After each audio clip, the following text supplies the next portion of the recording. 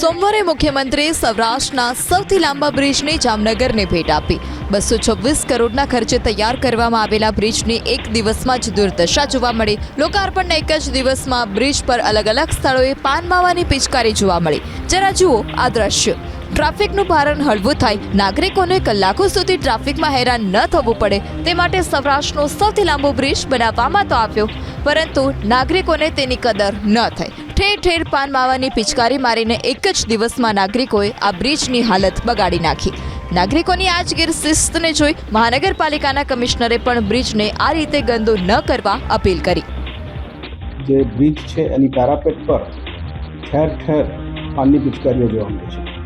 કોઈ પણ સારી નવી સગવડ હોય એને આપણે એન્જોય ચોક્કસ કરવી જોઈએ, પણ એને બગાડવી એ હું માનું છું કે શહેરના હિતમાં નથી, કારણ કે તમે જેટલી બગાડશો એટલું જ એને મેન્ટેન કરવાનો એક વધારાનો ખર્ચ આવશે।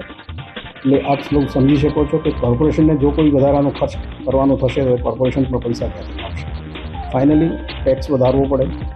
આપ સૌને વિનંતી છે કે બ્રિજ ઉપર અને માણો પણ રસ્તા વચ્ચોવચ્ચ બ્રિજ ઉપર ક્યાંય ઊભા ન રહેવું જોઈએ, અને ત્યાં ઊભા રહીને બ્રિજને ચક્કાજામ કરવાની કોઈ પ્રવૃત્તિ ન કરવી જોઈએ, અને ત્યાં ખાસ ઊભા રહીને કોઈ ફૂંકવાની પ્રવૃત્તિ કે પછી ગુટકાના કાગળો ત્યાં વિસ્તારવાની પ્રવૃત્તિ, આ બધી પ્રવૃત્તિઓથી દૂર રહેવું જોઈએ।